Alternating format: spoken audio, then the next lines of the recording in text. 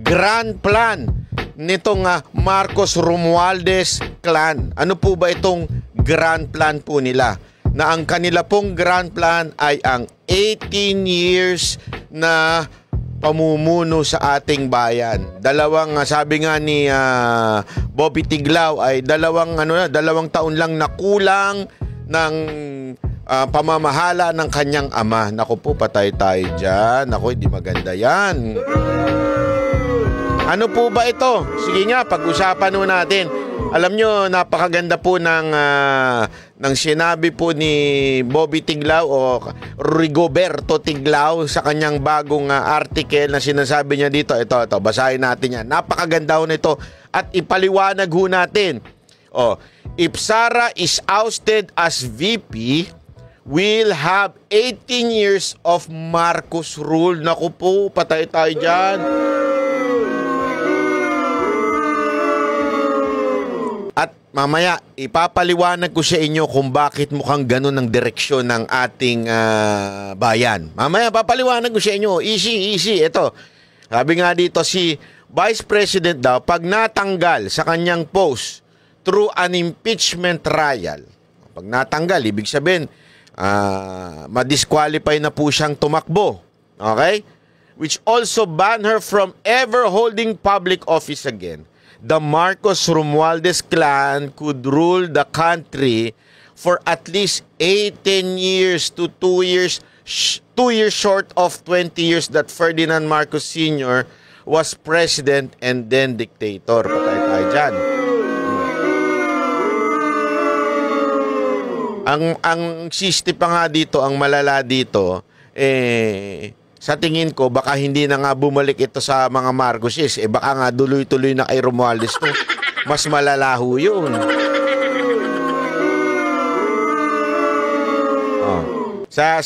Sabi nga niya dito, Sara certainly was being melodramatic when her first statement in her press conference after the HR announced that they had minimum votes needed to ask the Senate to convene an impeachment trial. God save the Philippines. This is one of those rare times I do hope there is a deity. Ibig sabihin ng mga kababayan, ito yung mga pagkakataon na talagang dapat magkaroon talaga ng himala, ika nga. O ito yung time na talagang sana, sabi niya magkaroon na, sana ay meron talagang Diyos. Parang ganun ang dating. It doesn't mean hindi siya naniniwala sa Diyos, pero alam mo yun, matindi siguro ibig sabihin ito na talagang only God can save the Philippines. Patay tayo dyan. Naku po. If Sara is removed through an impeachment trial as rule as the sunset in the east, President Marcos will appoint. Ano daw? Ito po ba'y succession? Ibig po bang sabihin, pag natanggal si Vice President Sara Duterte, ang uupo ay si Senate President? Dili. Marcos will appoint. Subject through the Congress majority approval. Ibig sabihin, when you say Congress, the Senate and the House. Okay? Kung sino daw yung i-approve. Sa tingin ninyo, sinong i-approve nitong mga buhaya na to? Hindi, ako, tanungin ko lang kayo. Sino sa tingin ninyo? Na nga lang, himod puwet na itong mga kongresista natin halatang halata di ba? Naku po. Baka kasama sa package yan. Doon sa sinasabing alleged na 150 million na ibinigay sa mga congressman na pumirma. Hindi natin alam, di ba? Baka kasama sa package deal yan. Sabi dito, his cousin Speaker Martin Romualdez to fill the post. Ibig sabihin, talagang yun na. This will enhance Romualdez' name recall and expand his political reach to win 2028 presidential election. Naku po. Ibig sabihin, dadami ang patay tayo dyan. Patay kayo dyan. Mas dadagsa ang akap at ayuda. Hindi ko lang alam kung kumpleto ibinibigay sa inyo, Pero gayon pa man, sabi nga dito The Marcos are also superstitious and wouldn't to challenge the... Ang lalim naman mag-English nito ni imposible daw. Sabi dito, ako ito lang kasimple. Pag nanalo po, pag natanggal po si VP Sara Duterte, sigurado tayo, ang ilalagay dyan, walang iba kung hindi si Romualdez. Di ba? Para nga naman yung exposure niya, tapos magmamagaling yan, mamimigay ng kung ano-ano. Yung kaipalan niya, ngayon pa nga lang sagad na sa kaipalan, mantakin mo siya yung... Alam, Speaker of the House ka, ikaw yung kasama ng mga sundalo natin, yung naglalakad-lakad ng ganyan, yung epal-epal, pambihira. Di ba? So, sabi pa nga dito, despite being, ano ibig sabihin yan? Reviled. Tama ba ang aking pag-pronounce? Ano ibig sabihin yan? Criticized in abusive or anger-insulting manners by many Filipinos. Ibig sabihin kahit anang gagalaiti ang mga Pilipino. Paano ba i-pronounce yan? Pagsalitain nga natin to si, pasok. Reviled. Reviled, di ba? Diba? It will be a walk in the park for Romualdez to win. Naku, lungkot naman yan. In the 2028 presidential election, he has proven his capacity, immorality to mobilize billions of pesos in taxpayers' money for his political campaign. Diba? Sabi dito, ito ang pinaka-tamang matinding sinabi ni Sir Tiglao. Only Sara has the massive political force to stop Romualdez. Not even the Tulfos can defeat the Romualdez. Yung bata nga niya na tulpo Balalay na nga lang niya ngayon yun At saka tandaan ninyo, sa tingin ko, given na, there will be 3 Tulfo starting 2025. Alam mo, may nakausap ako. Sabi niya, nagulat ako sa kanyang analysis, sabi niya. Kasi sabi ko, hindi kaya pag nanalo yung 3 tulpo, ang posibleng tumakbong presidente sa 2028 ay 1 tulpo. Sabi niya, malabo yan. Alam mo kung bakit? They will be easily targeted on the 2028 election pag 3 silang naandyan. Isa lang ang pumalpak sa kanila, isa lang ang magkaroon ng iskandalo sa kanilang 3. Ngayong pangalan, nakikita na natin yung iskandalo ng isa. Ay siguradong damay-damay na yan. Hindi, alam mo, Pilipino pa naman, ganyan di ba? Basta na sinabi nating tulpo, damay-damay na. Hindi tayo minsan marunong din etong tulpo na ito maayos, ito magulo, ito sip-sip, di ba? Hindi natin maano yan Hindi, kasi ako personally, di ba? Alam nyo naman ako Ako, hanga ko dun sa 1 tulpo Even if yung ibang mga Duterte supporter hindi hanga, pero may maganda nga ako narinig kanina sa kanyang proclamation. Doon sa kanyang proclamation may narinig ako Tinanong siya, what can you say about if there would be 3 tulfos in the Senate? Ang sagot niya, there will be 3 tulfos in the Senate, but there is only 1 bitag. Oy, grabe yun. Palakpakan po tayo doon. Natuwa ako doon. Alam ko iba sa inyo, hindi pa kayo kumbinsi doon. Pero okay lang, sige lang. Ako kasi, medyo pagdating sa, matured po ako sa pagboto Tinitingnan ko talaga kung ito bang tao na ito ay may kakayanan. Ito bang tao na ito naninilbihan talaga. Tinitingnan ko kasi yung track record. Napaka-importante sa akin nun.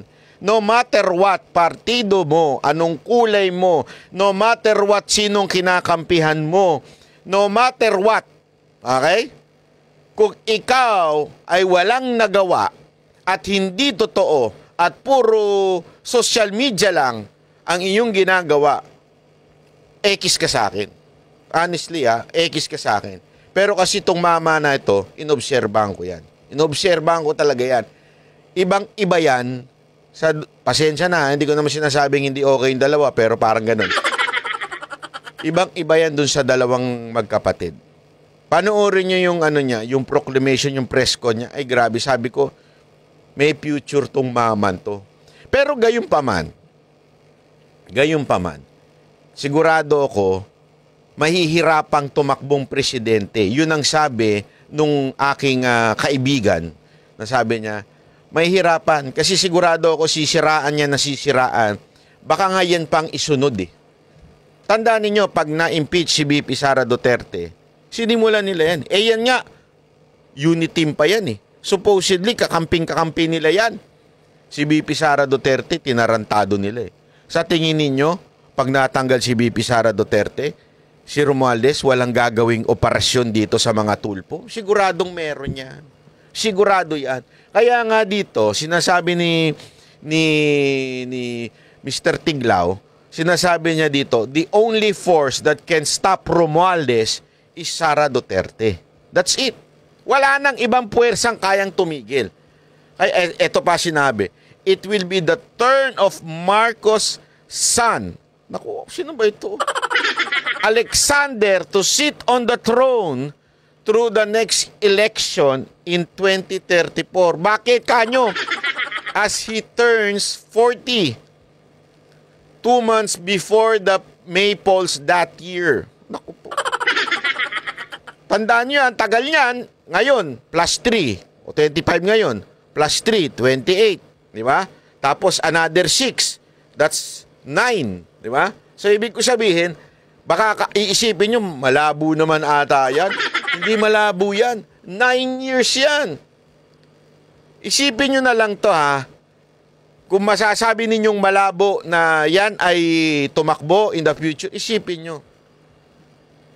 Si Bongbong Marcos nga, ilang taon nagpahinga? Di ba?